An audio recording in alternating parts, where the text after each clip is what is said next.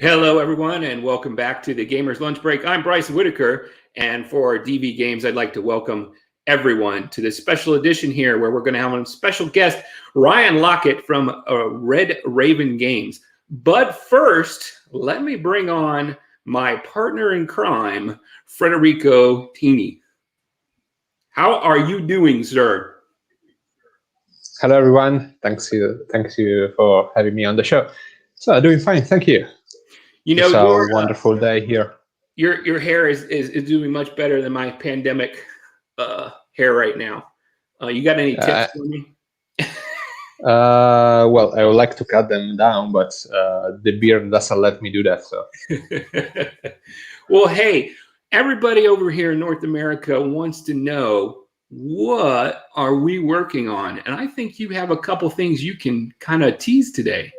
Yes. So last time we met, I talked a bit about Wonderbook, which is our most anticipated and upcoming game. That's going to be a big release for both the Italian market and the American market. But we're also working on new titles from our lines, so Deckscape and Detective.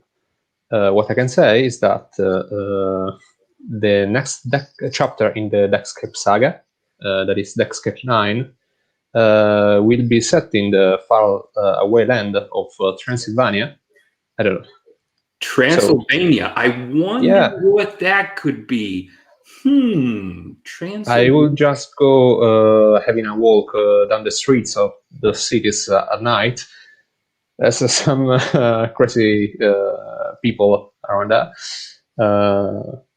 And then we have Detective 4 that will be placed. It will take place in the Netherlands back in the 17th century. Wow! So we're going back in time a little bit. Yeah, we will not be detectives, but city guards. City guards in the Netherlands. How can you beat that? Yeah, that's a cool setting, and the story is it's very good. That'll be great. That'll be great. Yeah, because it was the golden age in the Netherlands back at that time. So. Great.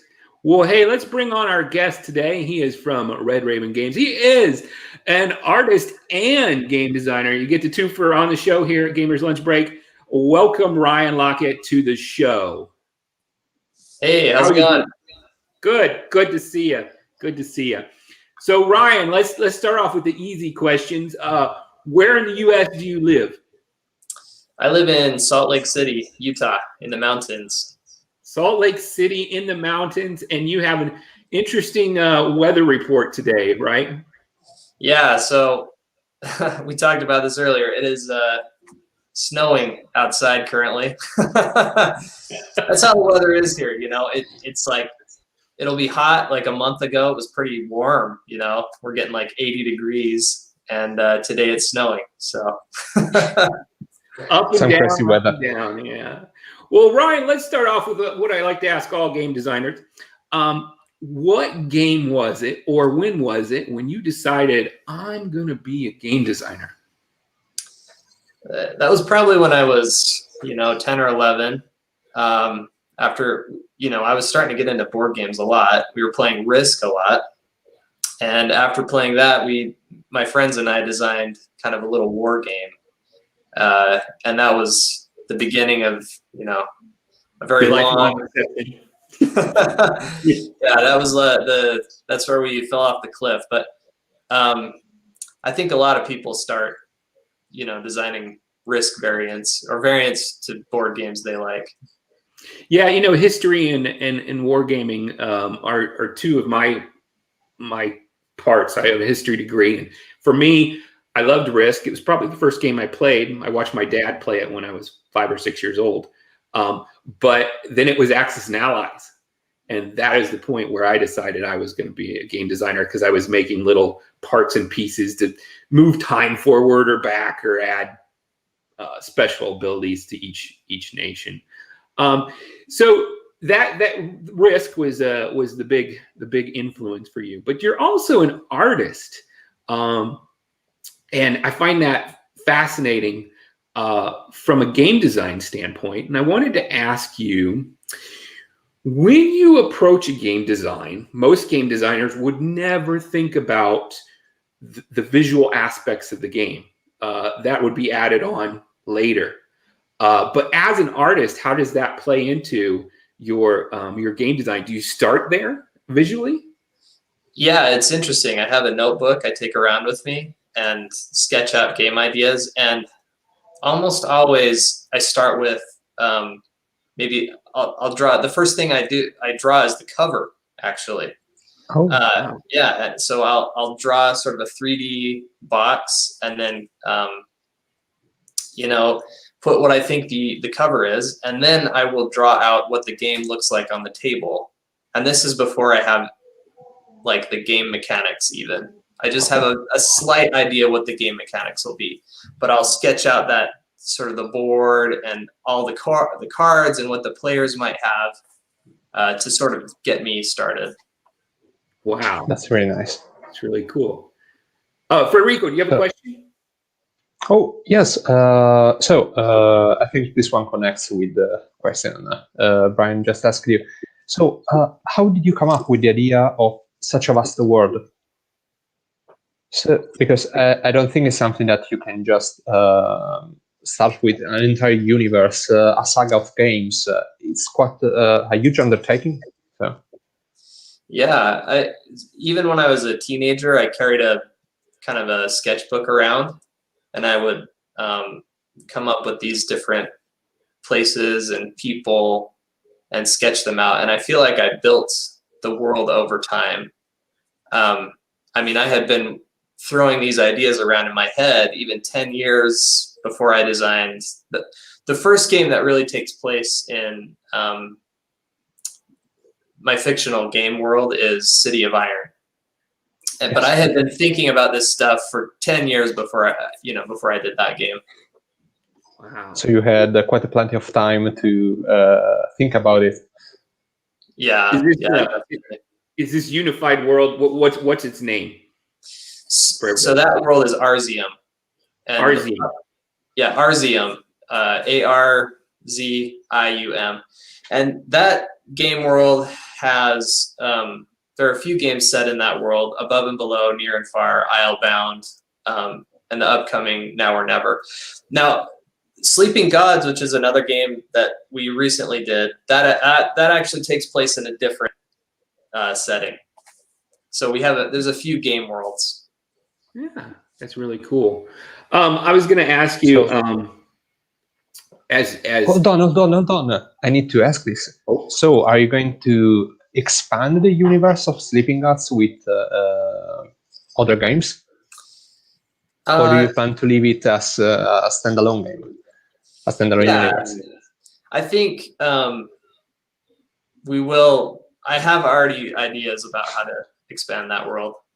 So yes, we are planning to do that. Okay, great. I'm glad to hear that. That Sleeping Gods has been getting a lot of plays and a lot of buzz in all my gaming circles. It comes up again and again. I think that's fantastic. What game designers do you follow? Are there any particular that you really enjoy this person's game or this game? Yeah, I think consistently my favorite designs are by Rainer Knizia and Uwe Rosenberg. Rainer Knizia has such a huge library of games, so I can't say I always love every one of them, but consistently we play his games quite a bit. I also love Uwe Rosenberg's games. I love how, even though they're Euro games, they feel very thematic. Yes. Yeah. So, what is it that you like the most? Is it the abstraction of the rules, or the fact that they're very polished and the playing experience is smooth? Because I think it's something that is in common with both those two others.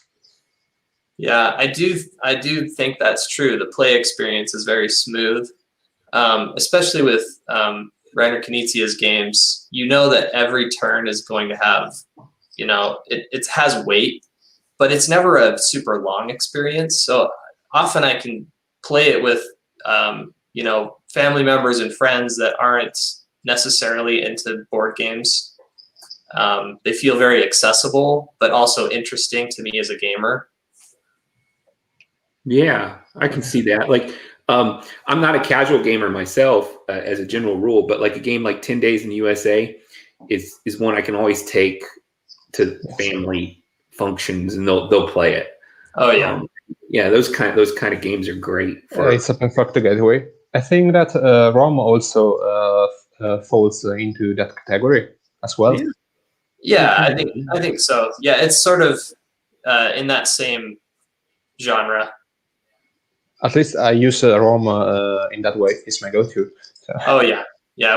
That's the game I can give out to family and friends when they say, "Oh, you make board games?" And I say, "Yes, I do. I can't recommend all of them for you, but I can give you this game." Yeah. I wouldn't start with the deep vents. I mean, that's a bit more hardcore. Yeah. So. Yeah. Well, let's talk a little bit about deep vents. And for anybody who may be living under a rock, can you tell our audience what deep vents is? Deep Vents is a game where you build a deep sea biome. And so you're going to, in the game, draft different tiles that represent creatures that live in the deep sea, or vents, hydrothermal vents that are central to each of these biomes. And depending on how you place the tiles, you can create a really interesting ecosystem. And you want to create the best ecosystem. It's awesome. Next thing about just continue. Okay, thank you. The next thing about Deep Vents is that the meta of the game changes as the player count changes.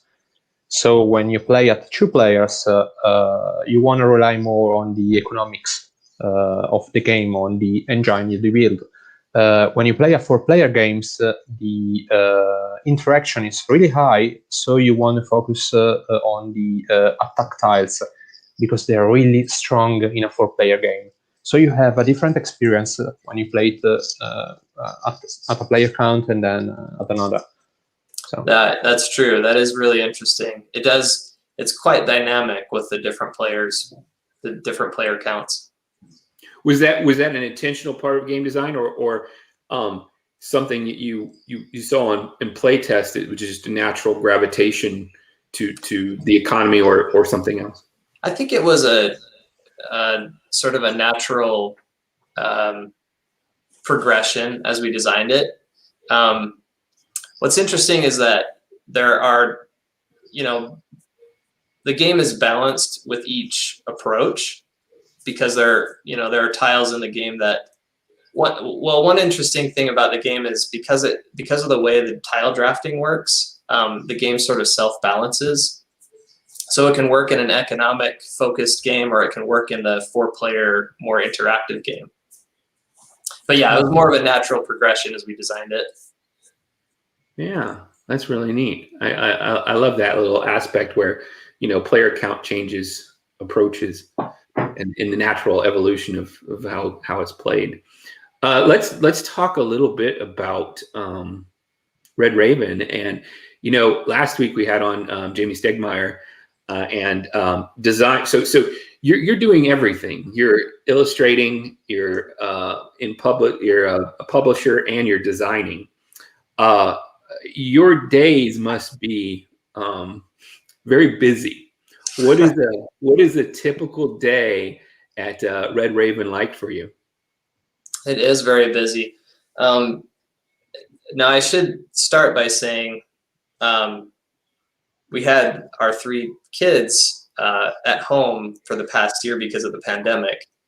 So that changed our work schedule quite a bit.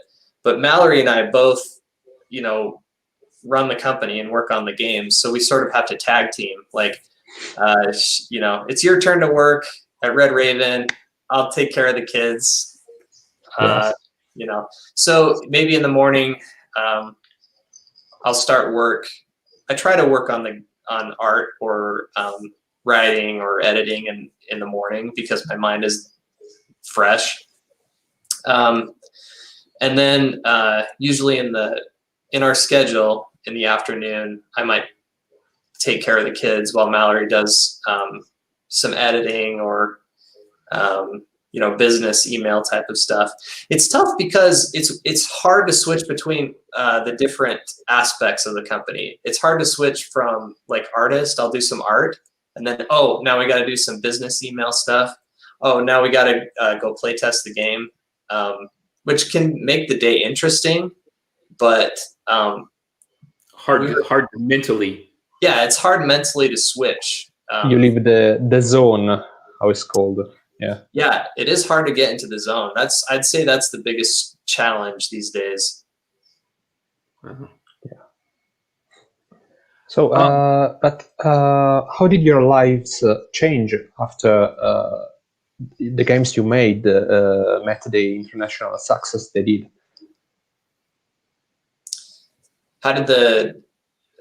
Can you repeat the question? How did the games change your lives? Yours and Mallory and your children.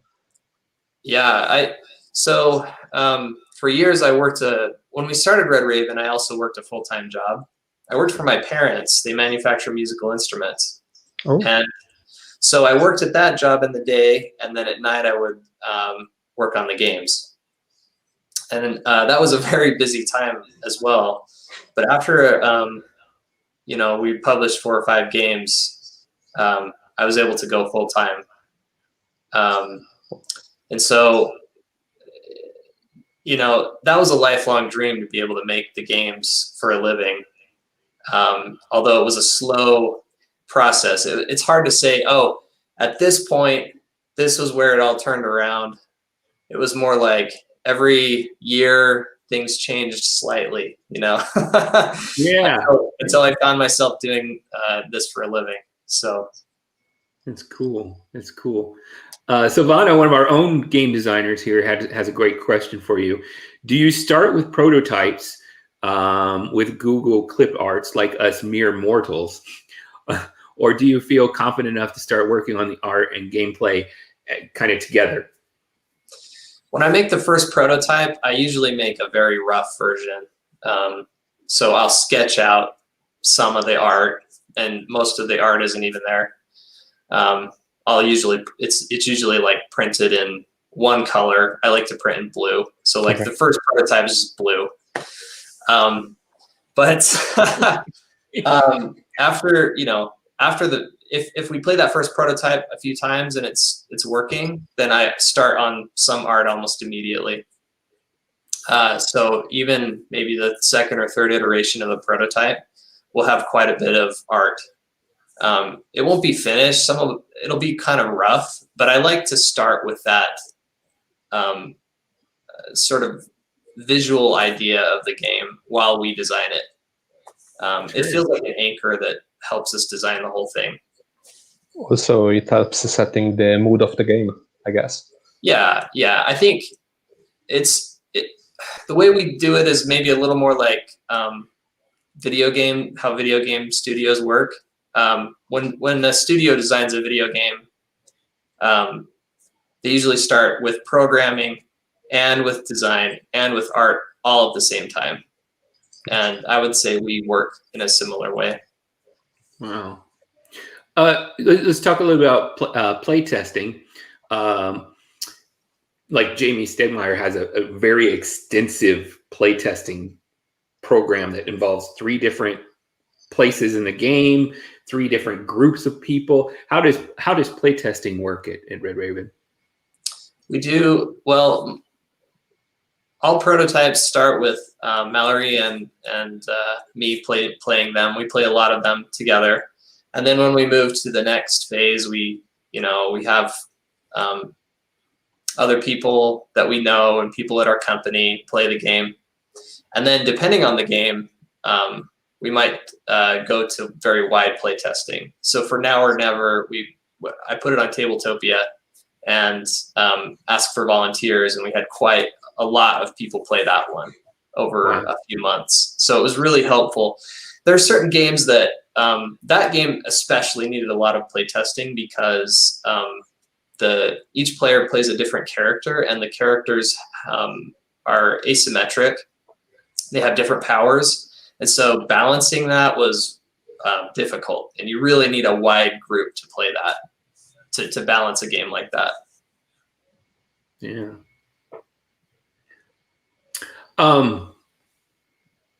Let's talk about Red Raven and how many people are part of the company. So Mallory and I work at the company. I say full time. I mean, we're doing it all day, mixed with taking care of kids. We also have one full-time employee, Brenna Asplin. She also writes for the games. Wow. And then another part-time employee, T. Alex Davis, who is a co-designer of Deep Vents. Wow, that's cool. That's very cool. So what's your wife's official title? What does she do? She's the boss. She's the one in charge. Yeah. Good answer. That's official. It's on video for Yeah, I mean, she's like the CEO.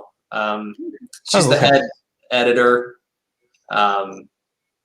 She's in charge of making sure that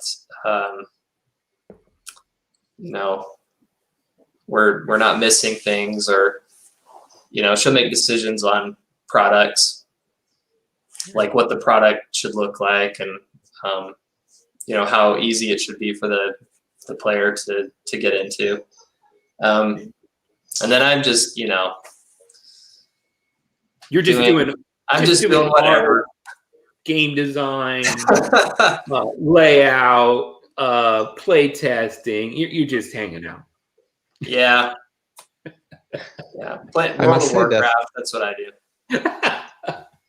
I must say that Mallory is a really nice person. I had the chance to talk with her on multiple occasions because as an editor, I worked on the translations of Sleeping Guts.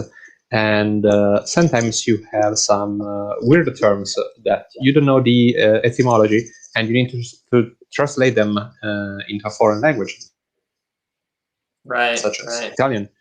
So to have a better understanding, I contacted Mallory, and she was very sweet with me because she had a lot of patience. Because first of all, I'm very picky with my work, so she was really patient.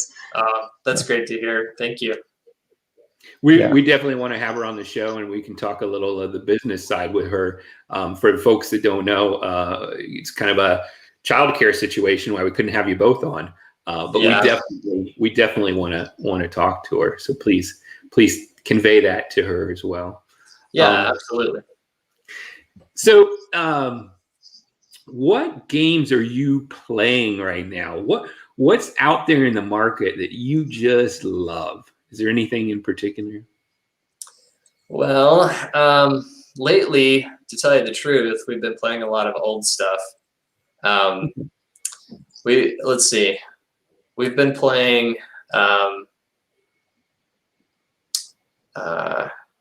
So we recently played Great Western Trail. Oh wow! Yeah. One we played that we were getting into a while ago was On Mars. The one from Lacerda? Yeah. Okay. Yeah. And then, of course, we went back to Agricola a little bit. We're playing that. I don't know what it is about that game. I can always go back and play it. I love all the cards in the game. Makes it fresh every time. For me, and we can play it so quickly too. I think that's a big issue. It's like if a game is too long, when we have the kids, it's just hard to play it. It's hard to play like a 3-hour game these days. So you're not playing a little Twilight Imperium over there or anything? No, it's like on my shelf over here, but My wife loves that game, and we can't get players because it's such a time commitment. So Yeah. it just sits there. Yeah, That's true. Yeah. I have, and sadly, I have quite a shelf of Kickstarter games that have come in that I haven't been able to play yet. The pile of shame. Yeah. We have quite that pile of shame. So, yeah. I have an entire shelf of shame. About 3 shelves. Wow. So you're also an avid role player, right? That's my other passion, and I think you play a little D&D. And I do. So my kids, that's what they love to play. They'll play a board game, but they always want to play D&D. So I actually mostly play it with my kids, but we have a great time. That's great. Is there? Do your kids gravitate towards a class or a particular race or anything? My son loves to always play like a dragonborn. He loves like the fire breath that he can breathe fire on everything. That's cool. Yeah. Has the 4-year-old started playing? Oh yeah, he absolutely loves it, and he's so serious about it too. Like totally serious about it, and he would play it for hours too. We simplify the rules a little bit, but he absolutely he totally gets it. That's great. That's nice. I have a buddy here in town. His kids were getting into Dungeons and Dragons, and one of them was a teenager, and he was getting. We've played it so long, we don't like to do a lot of combats. We do a lot of just role playing scenes, and he goes, "What is this? Dungeons and Talking?" Sick of us playing our characters. He wanted just to kill something. Well, yeah, there's that. So with Mallory, how does that collaboration work? Do you ever butt heads, or are you both in separate zones? How does that relationship work? We do. We have disagreements for sure. Part of it is that I'm an introvert and I'm kind of shy, but I'm actually very stubborn. So she usually will have a suggestion that makes total sense, but I can't accept it at first. I guess because I'm stubborn. But then I eventually come around and I say, okay, you were right. We got to do it this way. So we do have disagreements, but we, for how much we work with each other, we get along like amazingly well. So I would say we're like a really good team. But how long have you known each other? So I met Mallory in band when I was 15. Wow. Yeah, we sat next to each other in band class. We both played trumpet, and that's where we became friends. Wow. How about that? Ryan, is there a particular design element, mechanic thing that you really love that you use a lot of?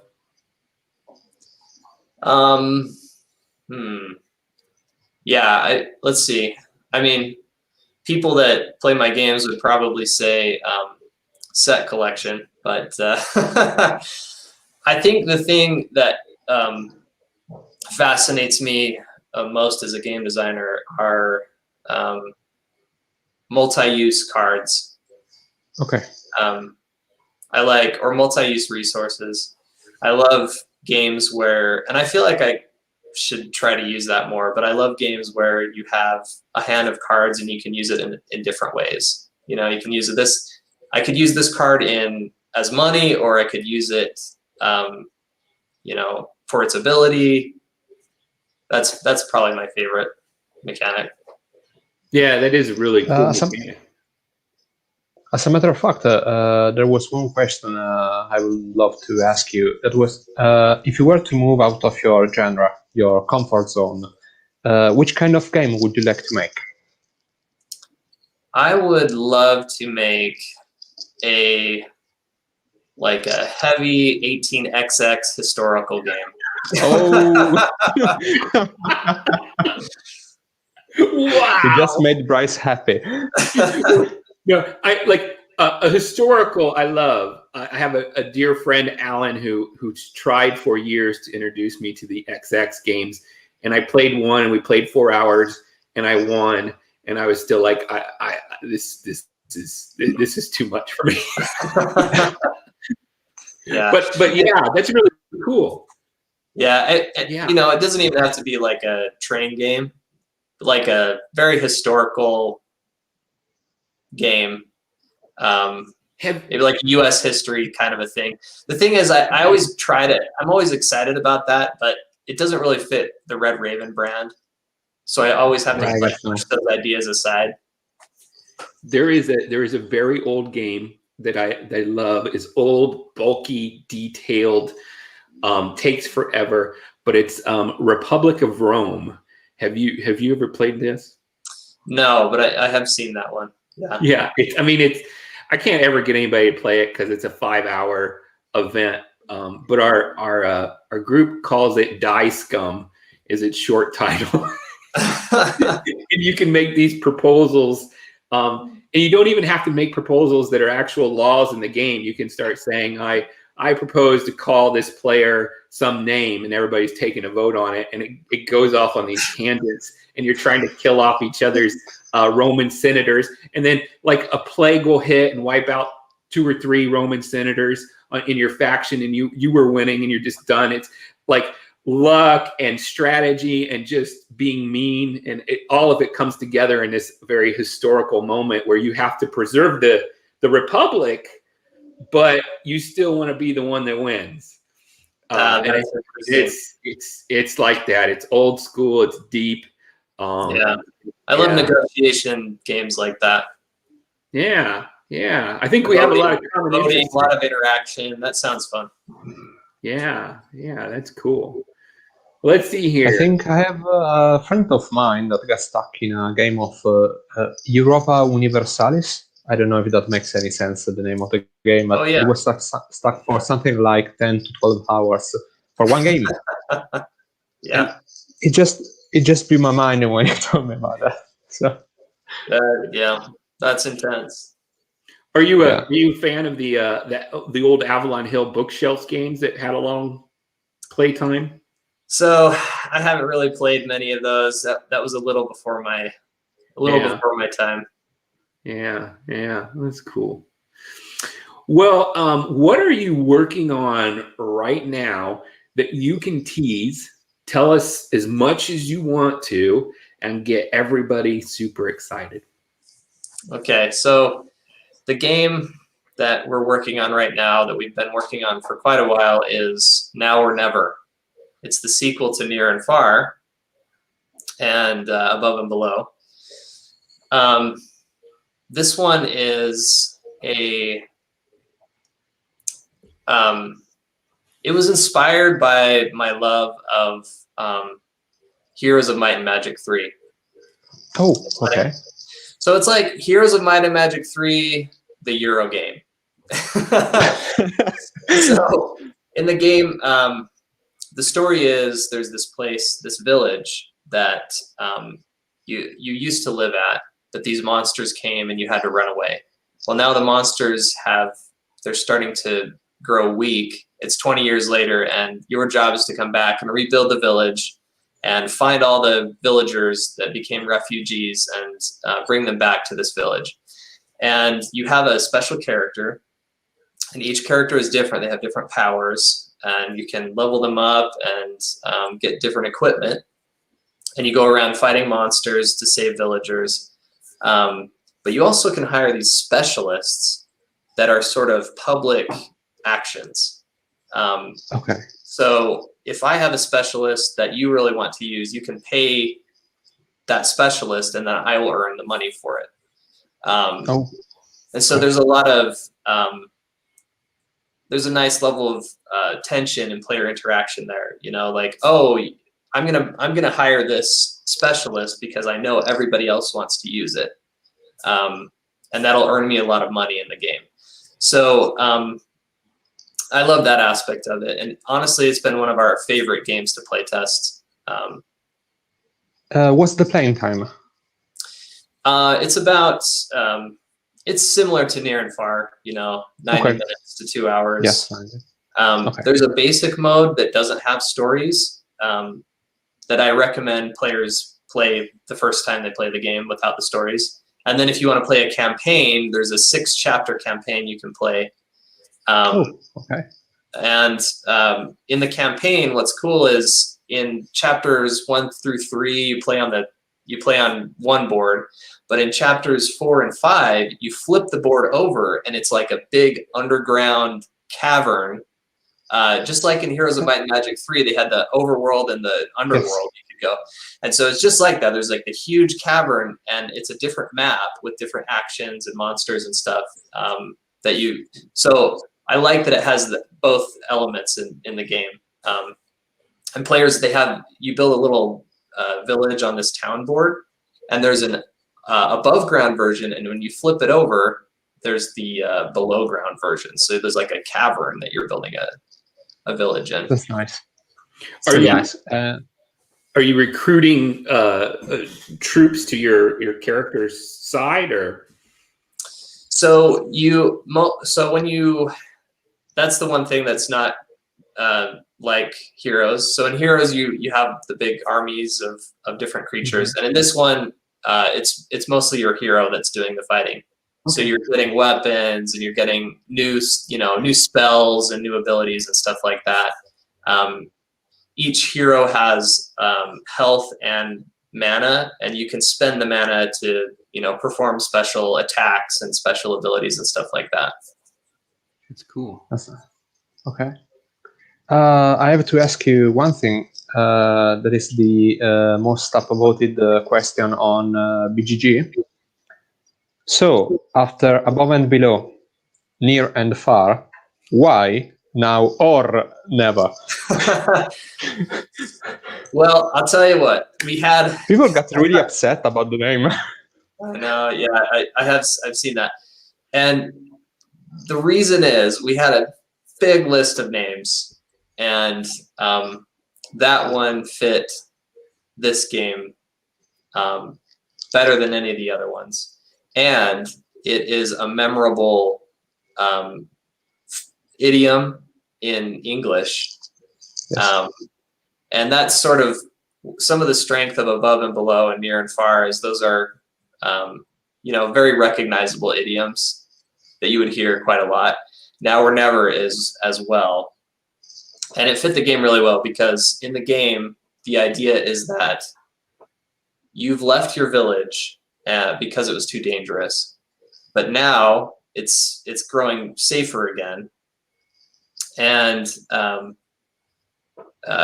but other people, other factions are looking at the place where you used to live, and they want to take it over. So you've got to come back and rebuild your village now or never. Like, this is the chance you have. You have to do it now. And so that just fit the story a lot better than, some of the other ideas that we had that felt a lot more forced. Yes, I get that. So, but I get it. I get that, we didn't use the and. So, personally, I do love the new game, the new title you gave. So, when can fans expect this game to release? Our goal is to release it in October, but we'll see how fast we can finish. We're very close. We're so close to getting done. But my goal is to release this year. That's great. Okay. Yeah. Well, Ryan, I usually give opportunity to all our guests to talk about something that maybe we didn't hit on. Is there anything you want to chat about? Anything you want to say to anybody out there? Well, let me just say thanks, everybody, for your comments in the comment bar. I saw somebody say they're waiting for Sleeping Gods. Hopefully should arrive soon. Oh yes, I guess they're Italian gamers. Yeah. They're waiting a bit. Yeah. But thank you everybody for your comments. We really appreciate your support, and thanks for playing our games. Great. Well, I think if this case, we'll close here. Ryan, thank you very much for being on the show. It was a pleasure to speak with you. Yeah, thank you very much for having me. This was fun. Federico, as always, you're the best sidekick in the business. Always ready to help you out. Best beard in Italy. I think we can safely say that. We'll have a contest and see about that. For Gamers Lunch Break, I am Bryce Whitaker. Don't forget Crew versus Crew and A Nightmare in the Mirror release in the U.S. very, very shortly. Be sure to check with your friendly local gaming store and get those games today. And we'll see you next week on Gamer Lunch Break. Thanks for showing up, everybody. Thank you. Bye-bye. Bye. See ya.